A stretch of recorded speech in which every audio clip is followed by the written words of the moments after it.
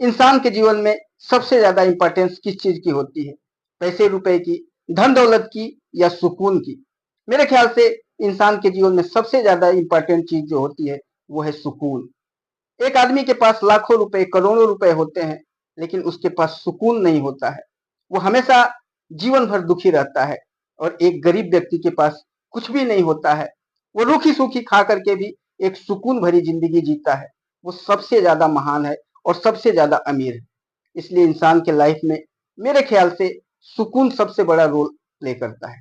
आज की जो कहानी मैं आपके सामने लेकर के आया हूँ, एक ऐसे ही अमीर व्यक्ति की, एक करोड़पति व्यक्ति की कहानी है, जिसके पास लाखों रुपए, करोड़ों रुपए होते हैं, लेकिन उसके पास सुकून नहीं होता है। वो सुकून भरी जिंदगी नहीं जी पाता है। और उस सुकून को ढूंढने के लिए, उस सुकून को पाने के लिए शहर के सारे ऐशो आराम को छोड़ करके, अपने कोठी बंगले को छोड़ करके एक छोटे से गांव में पहुंच जाता है। वहां जाने के बाद उसे उसका प्यार मिलता है। एक लड़की के साथ उसे इश्क होता है और वहां जाकर के उसे सुकून भरी जिंदगी मिलती है। दोस्तों, बहुत ही मार्मिक कहानी है। इस कहानी में आगे बढ़ने से पहले मेरा आप सबसे निवेदन है कि अगर आप इस चैनल पर नए होंगे तो चैनल को सब्सक्राइब कर लीजिएगा, वीडियो को लाइक करके अपने दोस्तों को शेयर कर दीजिएगा, और वीडियो के लास्ट में जब वीडियो खत्म होता है तो एक प्यारा सा कमेंट जरूर करिएगा। चलिए बढ़ते हैं आज के इस कहानी की तरफ। दोस्तों, इस कहानी की शुरुआत होती है महाराष्ट्र राज्य के मुंबई से। मुंबई में एक व्यक्ति होते हैं जिनका नाम होता है अरुण खांडेकर। अरुण खांडेकर का एक इकलौता बेटा होता है, जिसकी उम्र 21-22 साल के आसपास होती है, जिसका नाम होता है ऋषभ खांडेकर। अरुण खांडेकर एक बहुत बड़े बिजनेसमैन होते हैं। उनका दालों का एक्सपोर्ट का बिजनेस होता है। वो विदेशों में हिंदुस्तान से दाल खरीद करके और उसे पॉलिशिंग वगैरह करके और विदेशों को सप्लाई करते हैं। उनका बेटा भी उनके साथ इसी बिजनेस में शामिल होता है। जैसे ही उनका बेटा थोड़ा बड़ा होता है, 16-17 साल का होता है, वो पढ़ाई लिखाई वगैरह उसका छुड़वा करके और बिजनेस में शामिल कर लेते हैं, क्योंकि उनका बिजनेस काफी बड़ा होता है। हर दिन का लाखों करोड़ों रुपए की उनकी ट्रांजेक्शन होता है। और बेटा भी काफी अपने पिता के साथ कंधे से कंधा मिला करके इस बिजनेस को और आगे बढ़ा रहा होता है। लेकिन उस बेटे को वो शांति नहीं मिलती है जिस शांति की खोज में वो बैठा हुआ था। बस डेली उठना, उठ करके तैयार होना, तैयार होकर के बिजनेस में अपने चले जाना, जा करके काम करना, शाम को फिर आना, सो जाना, और फिर सुबह उठ करके उसी बिजनेस में। वो लड़का काफी सोचने वाला था, काफी समझने वाला था। ऋषभ बार बार यही सोचता है कि ये कौन सी जिंदगी मैं जी रहा हूँ, कौन सा लाइफ जी रहा हूँ। मैं जब पैदा हुआ तभी तो मैं सोने का चम्मच लेकर के पैदा हुआ। कभी हमने गरीबी नहीं देखा, कभी कष्ट नहीं देखा। जितनी सुख सुविधाएं मेरे पास हैं, मेरे पिताजी ने बचपन से ही मुझे प्रोवाइड कर दिया। कभी गांव नहीं देखा, गांव के लोगों को नहीं देखा, गांव के लोगों के कष्ट को नहीं देखा। हिंदुस्तान में कैसे कैसे लोग होते हैं, कैसे कैसे गरीब लोग होते हैं, कैसे लोग आपस में बातचीत करते हैं, कुछ भी नहीं देखा मैंने। जब से पैदा हुआ तब से अमीरी में ही घूम रहा हूँ, अमीरी में ही खा रहा हूँ, अमीरी में ही पी रहा हूँ, इतने बड़े बंगले में रह रहा हूँ। यही सब चीजें वो सोचता रहता है। और सोचता रहता है कि काश मैं भी गरीबी देखता, गांव में जाता, लोगों को देखता। यही सब सोचते सोचते वो हमेशा चिंतित रहता है। एक बार उसके पिताजी अरुण खांडेकर उससे कहते हैं कि क्या हुआ बेटा, क्यों इतना परेशान हो? तो अपने पिताजी से बताता है, पिताजी, बिजनेस तो काफी दिनों से हम कर रहे हैं, लेकिन मुझे वो सुख, वो शांति नहीं मिल रहा है, और मैं वो शांति पाना चाहता हूँ। मैं चाहता हूँ कि कुछ दिन आसपास के जो गांव हैं वहां जाऊं, लोगों से मिलूं, उनसे बातें करूं, उनका इच्छा जानूं और उनका माहौल देखूं। उसके पिताजी कहते हैं कि बेटा, कुछ नहीं है, वो लोग गरीब हैं, गरीबी में अपनी जिंदगी जी रहे हैं। तुम्हारे पास ऐशो आराम है, तुम्हारे पास गाड़ी बंगला सब कुछ है, जिंदगी का एंजॉय लो, एंजॉय तो इसी में है। वो कहता है, नहीं पिताजी, असली इंजॉयमेंट यहाँ पर नहीं है। यहाँ पर क्या है, कोठी बंगले में रहना, गाड़ियों से चलना, जा करके होटलों में, बड़े बड़े होटलों में खाना पीना, ये कोई इंजॉयमेंट नहीं है। मैं चाहता हूँ कि किसी गांव में जाऊं और वहां का एंजॉयमेंट लूं। उसके पिताजी कहते हैं कि ठीक है, अगर तुम्हारे दिल में है कि तुम किसी गांव में जाओ, तो अगल बगल के गांव में जाओ, घूम करके वहां का माहौल देख करके और तुम अपने सुख और शांति को बढ़ा करके आओ।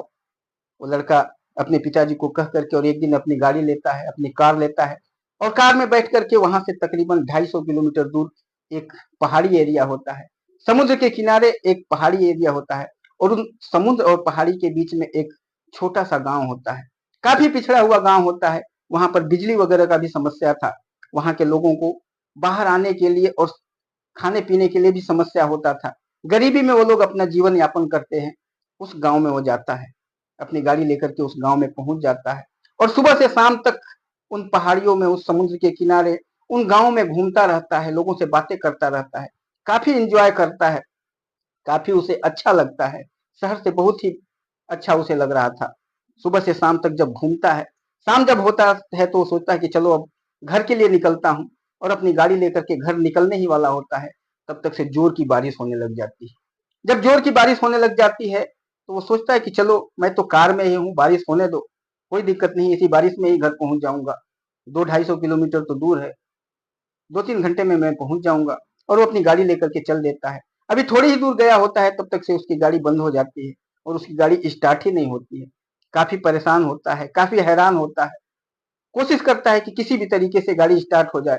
जब गाड़ी उसकी स्टार्ट नहीं होती है तो अपने मोबाइल फोन को निकालता है और सोचता है कि किसी को कॉल करके और किसी को बुला लूं, या अपने पिताजी को फोन करके किसी मैकेनिक को बुला लूं और गाड़ी रिपेयर करा के चल दूं। लेकिन जब फोन को उठाता है तो देखता है कि वो फोन में टावर ही नहीं मिल रहा है, सिग्नल ही नहीं मिल रहा है। अब वो काफी परेशान हो जाता है, अब कैसे बात करे। काफी हैरान और परेशान होकर के इधर उधर अपनी नजरें दौड़ाने लगता है। तभी उसकी नजर उसके दाहिने साइड में एक झोपड़ी की तरफ जाता है। उस झोपड़ी में अंधेरे के कारण लाइट नहीं था, एक लालटेन जल रहा था और हल्की हल्की रोशनी आ रही थी। वो अपनी कार से उतरता है और उस झोपड़ी की तरफ जाता है। सोचता है कि उस झोपड़ी में जाऊंगा, कोई मोबाइल मिल जाएगा, तो अगर हो सकता है उस मोबाइल में अगर टावर मिल रहा होगा, सिग्नल मिल रहा होगा, तो उससे अपने पिता को या किसी को फोन करके, किसी मैकेनिक को बुला करके और गाड़ी रिपेयर करके चला जाऊंगा। जब उस झोपड़ी में जाता है तो देखता है कि उस झोपड़ी में एक काफी बूढ़ी बुजुर्ग महिला एक चारपाई के ऊपर लेटी हुई थी और उसके बगल में थोड़ी ही दूर पर एक नौजवान लड़की, जिसकी उम्र तकरीबन 18 से 19 साल के आसपास थी, वो खड़ी थी, लालटेन के साथ में खड़ी थी और उस मौसम का इंजॉयमेंट ले रही थी। जैसे ही वो अंदर घुसता है, वो लड़की इसको देखती है और ये लड़की को देखता है तो लड़की की सुंदरता को देखते ही रह जाता है।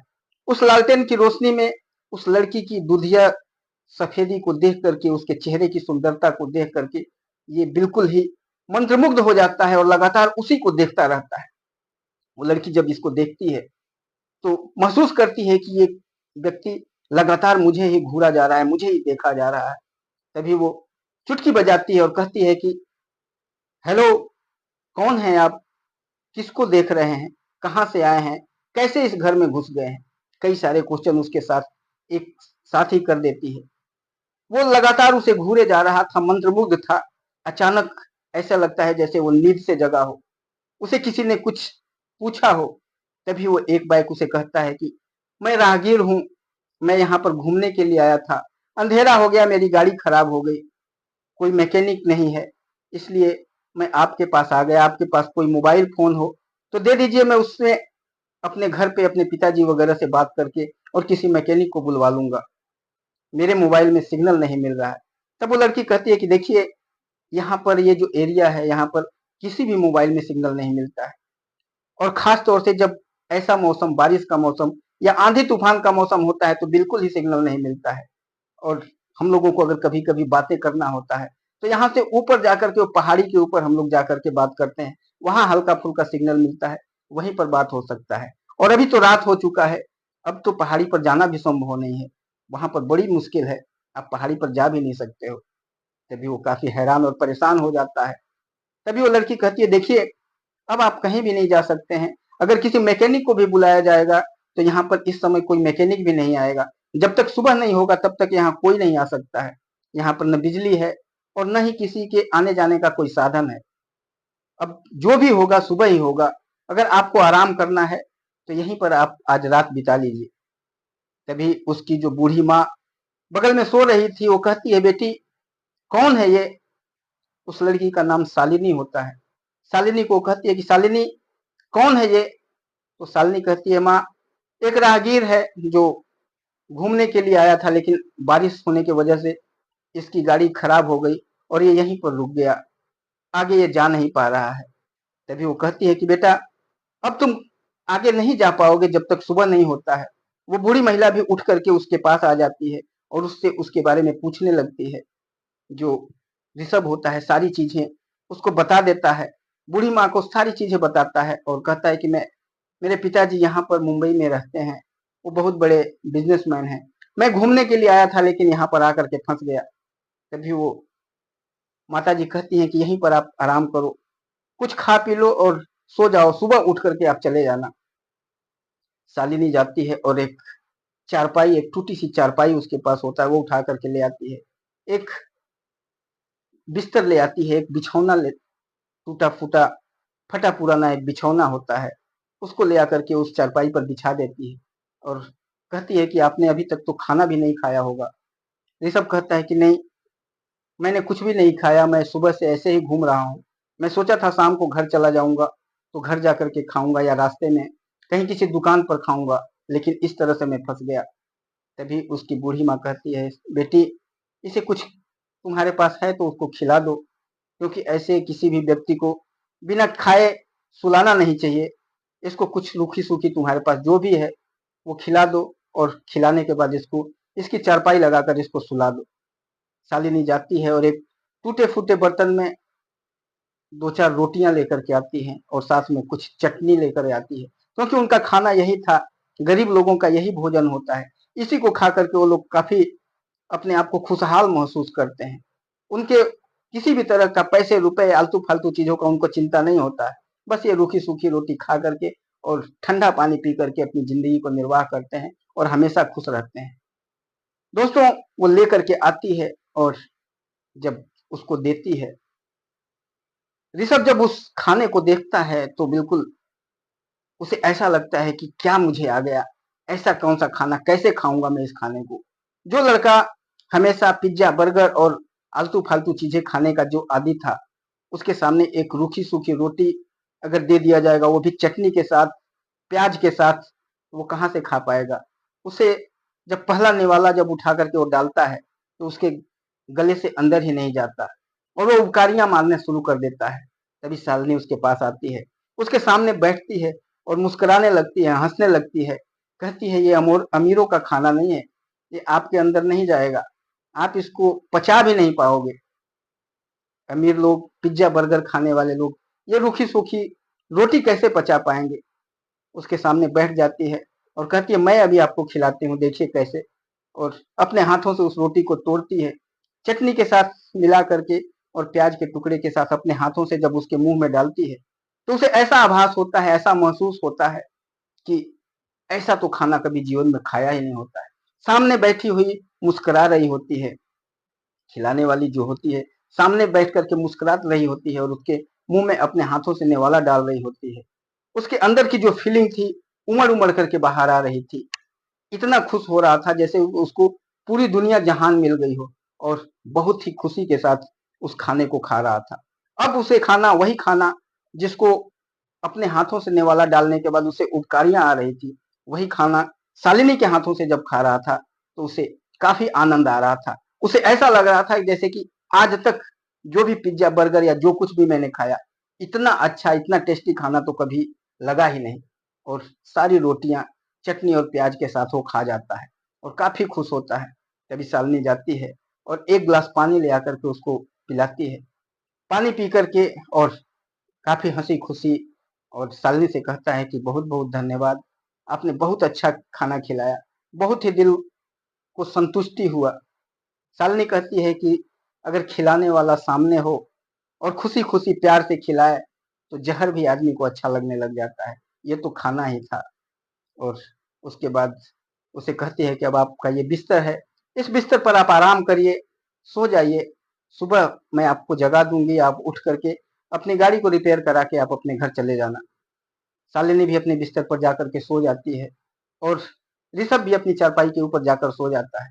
लेकिन आज जो ऋषभ को संतुष्टि मिल रही थी, उस खुले आसमान में, उस टूटी फूटी चारपाई पे, उस फटे पुराने बिस्तर के ऊपर, ऐसी खुशी कभी भी उस गद्दे के ऊपर, उस सोफा सेट के ऊपर, उस बिल्डिंग में, उस आलीशान महल में उसे नहीं मिला था। आज जो उसे महसूस हो रहा था कि जो शांति आज उसे मिल रही थी, वो जीवन में कभी नहीं उसे मिला था। दोस्तों, आज वो काफी प्रसन्न था। पूरी रात वो जागता रहता है और शालिनी के रूप और सौंदर्य को ही उसी के बारे में सोचता रहता है, और सोचता रहता है कि शालिनी कितनी सुंदर है, कितनी अच्छी है। देखो, एक अनजान लड़की अपने हाथों से खाना खिला रही है। शहरों में तो जो जानता है वो भी खाना तक देने के लिए तैयार नहीं होता है। बेशक अपने घर वाले ही लोग क्यों ना हो, कोई नहीं पूछता है। लेकिन एक गांव की रहने वाली एक अनजान लड़की अपने हाथों से खाना खिला रही है। कितनी ताज्जुब की बात है, कितनी सुंदर है, उसकी सोच कितनी अच्छी है। ऐसी अगर पत्नी अगर किसी को भी मिल जाए तो उसका जीवन सुधर जाए। नहीं चाहिए वो धन दौलत, नहीं चाहिए वो अमीरी, सिर्फ और सिर्फ ऐसी ही पत्नी मिलनी चाहिए, और ऐसा ही गांव मिलना चाहिए, ऐसा ही बिस्तर चाहिए और ऐसा ही बिछौना चाहिए। ये सब चीजें सोच सोच करके अंदर ही अंदर वो काफी खुश होता रहता है। पूरी रात जग करके वो शालिनी के रूप को ही निहारता रहता है, शालिनी के बारे में ही सोचता रहता है। और सुबह जब होने वाला होता है तो अचानक उसको नींद लग जाती है और वो सो जाता है। शालिनी और उसकी माँ सुबह उठते ही अपने खेतों में चली जाती हैं काम करने के लिए। जब वो सुबह उठता है तो देखता है कि घर में कोई भी नहीं है। इधर उधर वो शालिनी को छटपटा छटपटा करके ढूंढ रहा होता है, लेकिन शालिनी तो अपने खेतों में गई होती है। बाहर निकल कर देखता है कि तब तक कहीं नहीं दिखती है। थोड़े दूर देर के बाद दूर से आती हुई दोनों अपने सिर के ऊपर गठरी लिए हुए और आ रही होती हैं। जब उनको देखता है तो उनके आने का इंतजार करने लग जाता है। थोड़ी देर में शालिनी और उसकी माँ घर के अंदर प्रवेश करती हैं, अपनी गठरी उतारती हैं, और उतारने के बाद शालिनी कहती है कि आप कुछ खाएंगे? दूध, जो गाय का दूध उसने निकाला था, उस दूध को गर्म करके और लेकर के आती है, जिसे कहती है कि ये दूध पी लीजिए, तब तक हम नाश्ता बनाएंगे तो नाश्ता कर लीजिएगा। वो कहता है कि नहीं, जब तक मैं ब्रश नहीं करता हूँ तब तक मैं कुछ खाता नहीं हूँ। तो शालिनी हंसने लगती है, कहती है ये आपका शहर नहीं है, ये गांव है, यहाँ पर ब्रश नहीं होता है, यहाँ दातून होता है। आपको मैं दातून तोड़ करके नीम का देती हूँ, वो दातून करिए और उसके बाद कुछ खा लीजिए। वो दातून तोड़ के देती है, लेकिन उसको दातून करने की आदत नहीं होती है। कैसे दातून करना है ये भी उसको पता नहीं। वो तो शहर में अमीरी में पला बढ़ा था, करोड़पति आदमी का बेटा था, वो कहाँ दातून के बारे में जानता था। फिर वो एक दातून तोड़ करके अपने दांतों से उसको दबा करके उसको दातून बना करके और उसे सिखाती है कि इस तरह से दातून किया जाता है। फिर बड़ी मुश्किल से उसे थोड़ा बहुत वो कर पाता है, बाकी उसको उठा करके फेंक देता है। फिर वो दूध ले आती है, गर्म करके दूध पीता है, फिर नाश्ता वगैरह बना करके उसको खिलाती है। लेकिन अब शालिनी भी, ऐसा लग रहा था कि शालिनी को भी उससे प्यार होने लगा था। अब जो ऋषभ होता है, ऋषभ अब शालिनी के बिना एक पल भी नहीं जीना चाहता है। हर समय उसके दिलो दिमाग में सिर्फ शालिनी ही चल रही थी। हर समय वो शालिनी को ही देखना चाहता है, शालिनी को ही प्यार करना चाहता है। लेकिन सुबह होने के बाद शालिनी और उसकी माँ कहती है कि अब बेटा तुम यहाँ से चले जाओ, लेकर के जाओ और अपनी गाड़ी बनवा लो। शालिनी वहीं पर जाती है, एक गांव का ही एक मैकेनिक होता है, मैकेनिक को बुला करके ले आती है और उससे उसका गाड़ी रिपेयर करवा देती है। और फिर वो उस गाड़ी में ऋषभ बैठता है और फिर अपने पिता के यहाँ चला जाता है। जब वो पिता के यहाँ चलता है तो उसके घर वाले काफी परेशान होते हैं। उसके माता और पिता काफी हैरान और परेशान होते हैं। उससे कहते हैं, बेटा तुम कहाँ रह गया था? तुम्हारा मोबाइल भी नहीं लग रहा था, मोबाइल भी स्विच ऑफ था, तुम कहाँ थे पूरी रात? वो सारी चीजें, सारी कहानी अपने पिता को बताता है और कहता है, पिताजी वहां पर उस गांव में एक लड़की है, बहुत ही सुंदर है, बहुत ही सुशील है, मैं उसी से शादी करना चाहता हूँ। मुझे वहीं पर शांति मिल रहा है, मुझे इन शहरों में, इन भाग दौड़ में, ये दुनियादारी में इसे मुझे शांति नहीं मिलता है। मैं उस लड़की से ही शादी करना चाहता हूँ। उसके पिताजी कहते हैं कि उस गांव में, उन गरीबों के गांव में शादी करोगे? वो गरीब लोग तो अमीरों को ऐसे ही फंसाते हैं, वो तुम्हें जरूर फंसा रही होगी। तुम्हारे जैसे अमीर लड़कों को फंसा करके और उनका धन दौलत सारा अपने नाम करवाने का उन लोग की ये प्रैक्टिस है, इन लोग की ये टैक्टिस है। तुम फंस जाओगे बेटा, ऐसे गरीबों के चक्कर में मत पड़ो। वो इन लोगों का ये सोची समझी रणनीति होती है। और मैं किसी गरीब के साथ, इतने बड़े, इतना करोड़पति आदमी, मैं किसी गरीब के झोपड़ी में जाकर के तुम्हारी शादी नहीं करूंगा। इस चीज को अपने दिलो दिमाग से निकाल दो। तभी ऋषभ कहता है, पिताजी अगर आप शादी नहीं भी करेंगे तब भी मैं शादी उसी से करूंगा। तो उसके पिता अरुण कहते हैं कि अगर तुम शादी अपने मर्जी से करोगे तो जितना भी मेरा जो साम्राज्य है, जो मेरे जितना मैंने कमाया हुआ है तुम्हें एक फूटी कौड़ी भी इसमें से नहीं दूंगा। बेशक तुम मेरे एकलौते बेटे हो, लेकिन सारी चीजों से तुम्हें बेदखल कर दूंगा। अरुण कहता है बहुत खुशी से आप हर चीज से मुझे बेदखल कर दीजिए, लेकिन मैं जिसे प्यार करता हूँ, जिसे चाहता हूँ, उससे मैं दूर नहीं होना चाहता हूँ। और वो फिर वहां से निकलने लग जाता है। अरुण उसे रोकने की कोशिश करते हैं, लेकिन वो नहीं रुकता है और सीधे फिर उस गांव में चला जाता है, शालिनी के पास चला जाता है। वहां जाकर के शालिनी को सारी चीजें बताता है, उसके माँ को सारी चीजें बताता है। उसकी माँ कहती है बेटा ऐसे नहीं होता है, तुम जैसा सोच रहे हो, तुम लोग अमीर हो, हम लोग काफी गरीब हैं। तुम्हारे माता पिता कल आकर के हम लोग के ऊपर केस कर देंगे, हम लोग को और परेशान करेंगे। ऐसा मत करो बेटा, तुम अपने पिता के पास जाओ, ऐसा नहीं हो सकता है। लेकिन वो कहता है माँ जी, मैं आपके पैरों पर गिर रहा हूँ, मुझे किसी भी तरह से मुझे शालिनी ही चाहिए। मैं शालिनी के बिना नहीं जी पाऊंगा। मैं शालिनी को बहुत दिलो जान से प्यार करता हूँ।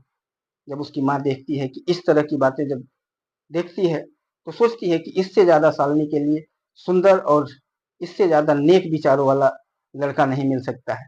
और फिर उसे कहती है ठीक है, अगर तुम शालिनी से शादी करना चाहते हो तो कोई बात नहीं है।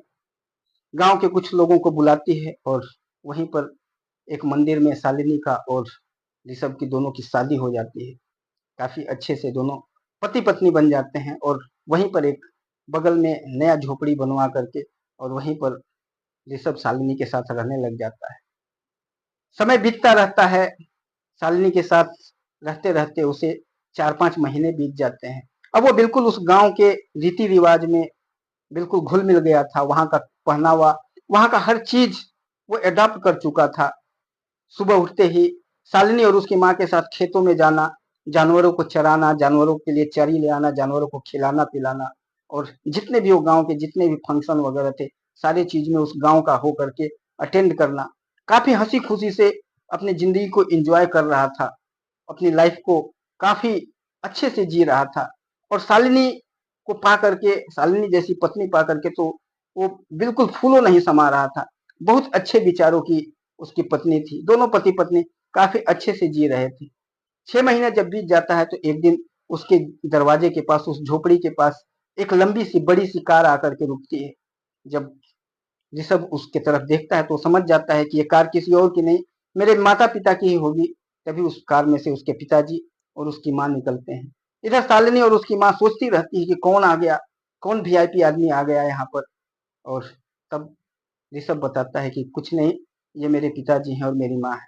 उसके माता पिता आते हैं और कहते हैं बेटा, हार गए तुम्हारे सामने हम, तुम्हारे प्यार के सामने नतमस्तक हो गए हम लोग। ऐसा प्यार करने वाला और ऐसा एक दूसरे को चाहने वाला व्यक्ति हमने नहीं देखा। चलो तुम घर और अपनी पत्नी को भी लेकर के चलो, हम तुम दोनों को एक्सेप्ट कर रहे हैं। तभी ऋषभ सोचता है कि जो प्यार वहां पर माता पिता के घर में शहर में मुझे मिल रहा था, जो मुझे सुकून शहर में मिल रहा था, और यहाँ के सुकून में कितना अंतर है। ये सुकून उस शहर में कहाँ मिलेगा, उस अमीरी में, उस धन दौलत में, उस कोठी नुमा बंगले में ये सुकून नहीं मिलेगा। जो यहाँ पर सूखी रोटी खा करके, प्याज और चटनी के साथ रोटी खा करके जो मुझे सुकून मिल रहा है, वो शहर में कहाँ मिलेगा। वो अपने पिता को कहता है पिताजी, मुझे शहर में सुकून नहीं मिलता है। मुझे यहाँ पर जो सुकून मिल रहा है, यहाँ पर जो अपनी पत्नी के साथ मुझे खुशी मिल रहा है, वो शहर में नहीं मिल पाता है। तभी उसके पिताजी अपने बेटे के सामने हाथ जोड़ने लगते हैं, कहते हैं बेटा, तुम मेरा इकलौता बेटा हो, मेरा इकलौता संतान हो, तुम्हारे बिना हमें भी सुकून नहीं मिल रहा है। तुम अगर यहाँ पर रहोगे तो मैं भी अपना शहर का सारा राजपाट सब कुछ त्याग करके, सब कुछ बेच करके तुम्हारे साथ यहीं पर झोपड़ी में रहने के लिए आ जाऊंगा। तब ऋषभ सोचता है कि ये तो काफी अनर्थ हो जाएगा। और ऋषभ फिर सोचता है कि यहाँ पर भी, गांव में भी तो बहुत सारे लोग रहते हैं जो कि गांव में रहने के बाद भी उनको सुकून नहीं मिलता। दोनों पति पत्नी यहाँ भी लड़ते रहते हैं, झगड़ते रहते हैं। तो शहर और गांव से कोई अंतर नहीं है। सुकून देने वाला व्यक्ति होना चाहिए जो उसकी पत्नी है, जो शालिनी है। शालिनी कहीं भी रहेगी, चाहे गांव में रहेगी, चाहे शहर में रहेगी, वो जरूर उसके द्वारा सुकून ही मिलेगा। जो इस जिस तरीके की वो स्त्री है, जिस तरीके की वो लड़की है, जिस तरह की वो पत्नी है, उसे किसी भी चीज का कोई लालच नहीं है, किसी भी चीज से कोई लेना देना नहीं। वो सिर्फ और सिर्फ एक व्यक्ति को प्यार देना चाहती है, लोगों का मदद करना चाहती है। और ऐसी पत्नी चाहे शहर में रहे या यहाँ रहे, हर जगह सुकून मिलेगा। ये सोच करके वो फिर अपने पिताजी से कह देता है, ठीक है पिताजी, मैं आपके साथ चलने के लिए तैयार हूँ। और अगले दिन सारे लोग वहाँ से जाने लगते हैं। जब वहाँ से जाने लगते हैं तो शालिनी कहती है, देखिए मैं आप लोगों के साथ चल रही हूँ, मैंने इनसे शादी किया है, मैं इनको प्यार करती हूँ, मैं इनको छोड़ नहीं सकती हूँ, लेकिन जिस माँ ने मुझे पैदा किया है, मैं ऐसे माँ को भी अकेले नहीं छोड़ सकती हूँ। अगर आप लोगों को मुझे ले चलना है साथ में, तो मेरे माँ को भी लेकर के चलिए, मैं अपने माँ के साथ ही रहना चाहती हूँ।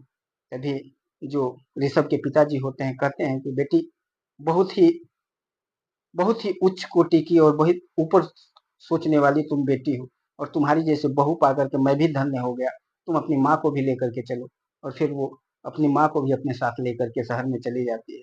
मुंबई के उस आलीशान बंगले में पति पत्नी अपने माता पिता के साथ और अपनी पत्नी के माँ के साथ पूरा परिवार काफी हंसी खुशी से रहने लग जाता है। अब जाकर के सही ढंग से ऋषभ को सुकून मिला था, और वो अब सुकून भरी जिंदगी जीने लगा था। अब अपने पिताजी के बिजनेस में भी मदद करता था, लेकिन जब घर आता था तो अपनी पत्नी के साथ सुकून भरी जिंदगी जीता था। अब सही मायने में उस परिवार को, और खास तौर से ऋषभ को, जिस सुकून की खोज में वो काफी सालों से पड़ा हुआ था, आज उसे सही ढंग से सुकून मिला। दोस्तों, इस कहानी को बताने का अर्थ सिर्फ इतना ही है कि व्यक्ति के पास चाहे कितना भी पैसा हो, कितना भी रुपया हो, कितना भी धन दौलत हो, अगर उसे सुकून नहीं मिलता है, अगर उसे अंदर से खुशी नहीं प्राप्त होती है, तो वो पैसा रुपया सारा व्यर्थ है।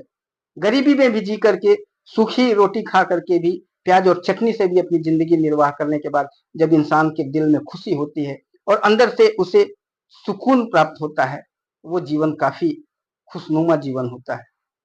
दोस्तों, यही आपको मैं बताने की कोशिश कर रहा था। आपको इस कहानी से अगर कुछ सीखने को मिला होगा तो कमेंट बॉक्स में जरूर बताइएगा। फिर मिलेंगे किसी और ऐसी ही कहानी के साथ। तब तक के लिए जय हिंद।